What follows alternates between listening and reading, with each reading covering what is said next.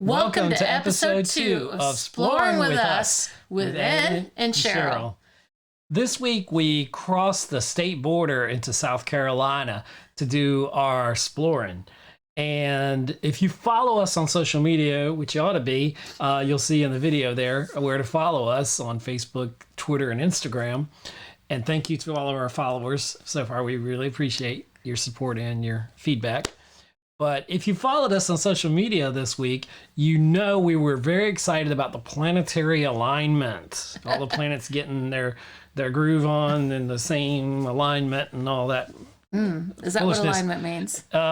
But that happened last week, so that's what we were doing. We were exploring. So we were really excited. We were planning to watch it from our backyard, but when we found out that there was an observatory just about half an hour's drive from us, we decided to head up to the University of South Carolina at Aiken to go where the Ruth Patrick Science Education Center was hosting rooftop viewing a few days last week. So we got up there a bit before sunset, so not quite time yet to be able to see the planets. So we found some place very close, just a couple minutes away, a little Italian place called Ferrando's. So that was new for us. Yes. So what did you think about Ferrando's? Well, I love Italian. Me too. And so it was a really nice place. It was adorned with like one of the things that stood out was a poster of Godfather 3 coming soon. So it had like this period. You always like pieces, movie posters. Yeah, movie posters. Love them. It had a lot of things to like Italian American kind of culture. So it did. And it was really good. And yeah, so it was very nice and it was convenient. It was very convenient to where we were. So and I always am up for Italian. But I did enjoy it. Although I have to say, I just ordered a plain cheese pizza, and whenever I order a plain cheese pizza, the server always looks at me like I'm a strange person. So adults also like just plain cheese pizza. I like pineapple on mine, so I'm the weirdo.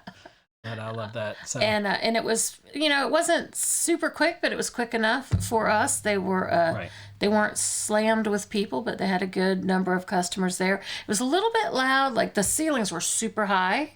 Yeah, and so it was very echoey. It was very. What did you say? A lot of reverb. Reverb, says the sound man. Yeah. Yes. Or in layman's terms, echoey. Echoey. So so you'll see some of those pictures run through on the slideshow there of my pizza. And if what you did you have? A calzone? I did have a calzone. Something like that.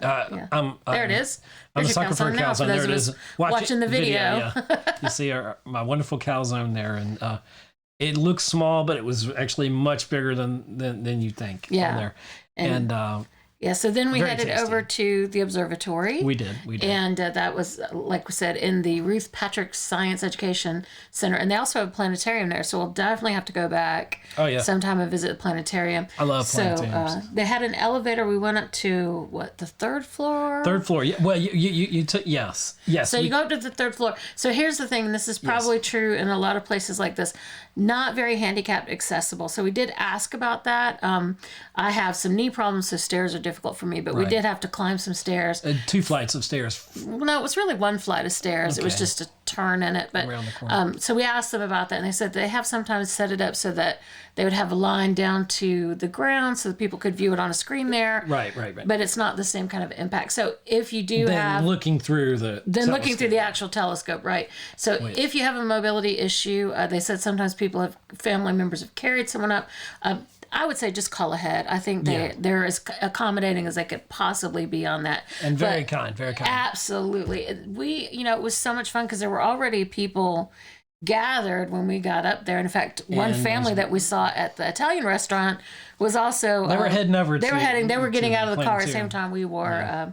But there was already a good crowd, and the crowd just kept getting bigger. As it got darker, though, you couldn't tell there was a crowd because... Just try not to bump into people because you want it to be pretty dark when you're stargazing. And the photos that we took, you'll definitely want to go to the video portion of this if you're listening on podcast or the blog. Exactly. Right. Because you'll want to see some of those pictures, and we of course shared them on our social media. Yeah, I was able to get some. They don't do justice to it. No, well, and so I've got a Pixel phone, which is really good at taking photos in the dark. Do really well. So I've got some really good photos. I feel like that I took, and then Ed got some really good photos through the lenses on a couple of the telescopes. So they've got there at the observatory a 16-inch Bechtel telescope. So they set that to look, I think first they had it set looking at Uranus and Venus. Right. And so we were able to go in and looking through that. Did you get a photo of that one? I think I did. And, Yeah. and it's in there. So it's in there. And I was looking at my phone here. Can't see it. Can't see on the phone, the camera there, but I'm an Android user, and there's an app called Skyview. And you 3. see a snapshot here that Ed took with Skyview video right on. there.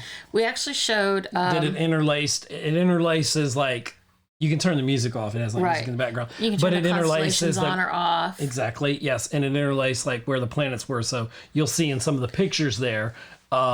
We became unpaid spokespersons for Skyview free because we had ours out Android. because you can focus that anywhere in your plane of sight. So even focus down on the ground. Like we could see. It shows you what stars are it shows like the horizon. Bodies. It was like here, like a red line, and it'll show you east, north, south, east, or west. So you can see what people are seeing in Asia right now. And the span of time that we were there, we watched the International Space Station coming out to the right.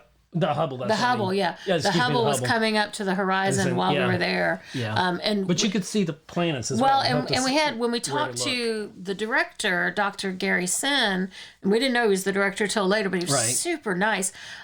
He was focusing a telescope that he had outside that was really cool on different things so people could look through there as well. And I asked him, if he would be able to see the Hubble, and he said, well, if I know exactly where it is. And I said, well, I've got the app up, and I said, so I'll let you know when it gets closer to the horizon where it's going to be. But unfortunately, when it did come up, it was in an area that was completely washed out. It wasn't very high above the horizon, and it was completely washed out. Because all this occurred around sunset, just after sunset. Well, and there were like big field lights or something over in that area. There was a stadium that you couldn't see where the Hubble was at, but he was a little washed out. Right. And he was able to get that telescope to go almost straight up. Oh, yeah, because Mars and the moon. As we were there, Mars and the moon ended up we're very close to almost each other overhead. Yes. But I think one of the most fun things when we got there and we could still see people, there was a family there and they had this little 2-year-old boy and he had binoculars that he was looking through. Oh, my gosh. Yeah. Oh my gosh, the cutest kid ever. And his family told me he's obsessed with the planets. And so there's a photo in here in the slideshow. It'll be on the blog as well. But he said he just kept calling it Mercury, Mercury. And he really enjoyed looking through. There were a couple of smaller telescopes that people had brought, and he enjoyed that. But when he went in to see to the actual big telescope, because we all got in the line to go in there. No, that was overwhelming. He was like, no. No, he didn't like being in there. And the real close-up photos that you'll see in the video on the YouTube channel, if you go to Geek Homeworld on YouTube, that's where you'll see look for Splorin With Us episode 002. You will see the pictures there in the video here, but those close-up ones were where I actually took them, like put the camera of my phone up to the telescope, right to the lens there as you can tell, we are a little bit of space nerds. Yes. Space geeks. Space geeks. And so space pants. And people don't know that. Yeah, if you don't know space pants, which Ed has just referenced, definitely Google that and find the Saturday Night Live sketch for space pants, although it doesn't really have anything to do with space. No. I'm wearing space pants. Okay. Space pants. Look up space pants. That's a challenge. Okay. No, that's not this week's challenge. It's not this week's challenge, but it's fun. So before this week's challenge, what is this week's pop quiz? Ed, what would you like to ask me? Let's see. Of all the planetariums and observatories,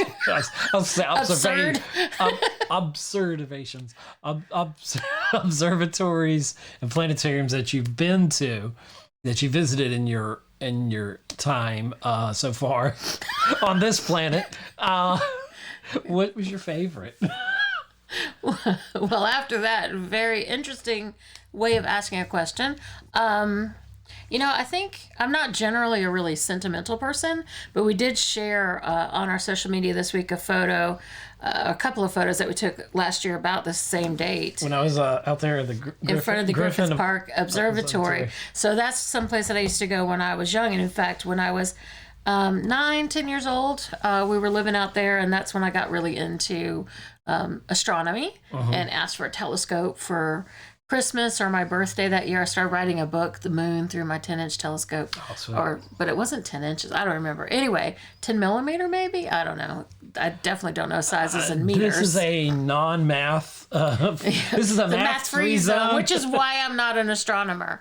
My calculus professor was like, do you need to take this class? Yeah, that's the only reason I didn't make it. Yeah, that's the only reason. I'm a backyard What were we talking astronomer. about? Oh, yeah. So my sentimental favorite would have to be Griffith Park Observatory. Okay.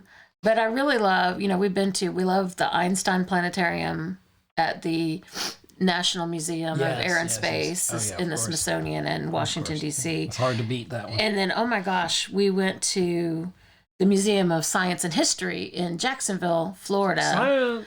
And their planetarium, there were so many shows in their planetarium that day that were shows that we had not seen that we were interested in. We just watched over and over and over. We basically sat in the planetarium for 5 hours. Probably. And I think eventually we asked the projectionist, do we have to get up and walk out and walk back in? Because we had the best seats. So, when you're in the planetarium there, you're just like, oh my gosh, it's so... Yeah, I mean... So chill. You just like kick back. And exactly. Everywhere. So, okay, so that brings me to my question for you. Mm-hmm. So, what's better, Film Geek, a planetarium, or an IMAX?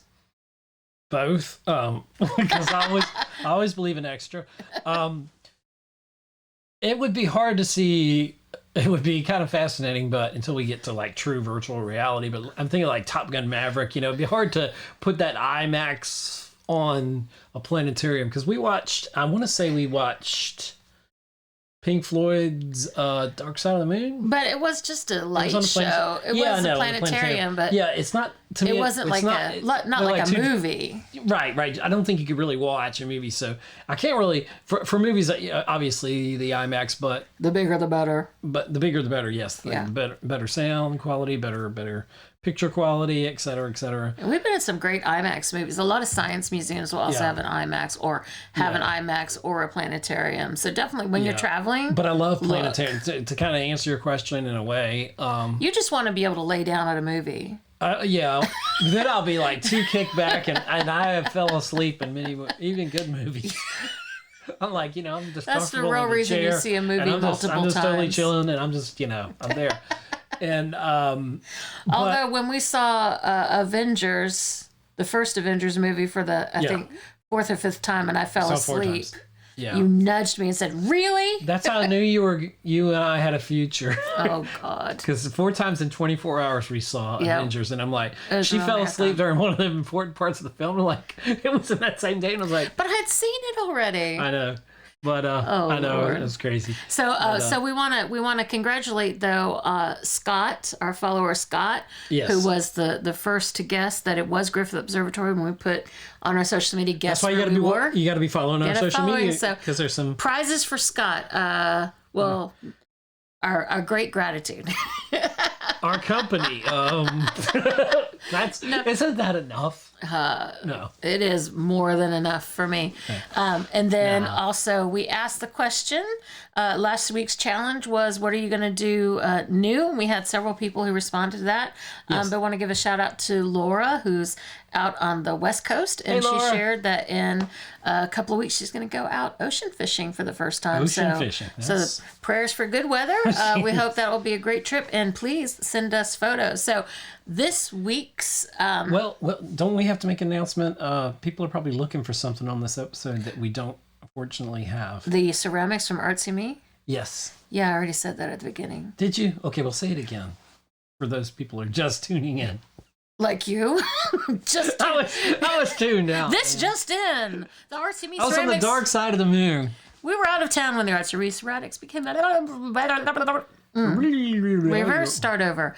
The Artsy Me ceramics became available after we had left town this week for a trip to Savannah for some business that I had to do. All things being equal, fingers crossed. We will have them hopefully for this week, although we're also traveling to Savannah again because we're going to be celebrating Ed's birthday along with Easter back home with family and friends. And so this week's challenge to you, we've got a question.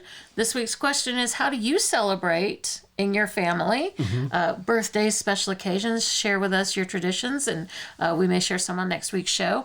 And then our challenge for you our challenge is to revisit an old favorite place, because that's what we're going to be doing for Ed's birthday. It's kind of tradition for the family, on his family, to go to this certain restaurant. Right. And for those one time we were there for Ed's birthday, a fellow diner said that Ed was 2 times nasty. So you'll have to tune in next week to find out why Ed was 2 times nasty. I wasn't really nasty. Disclaimer, but let's just say when the dance hits you, it hits you. When you feel the need to dance. You have to dance. So we just want to thank you for exploring with us. Yeah. And what else? Don't forget to always seek joy in the journey.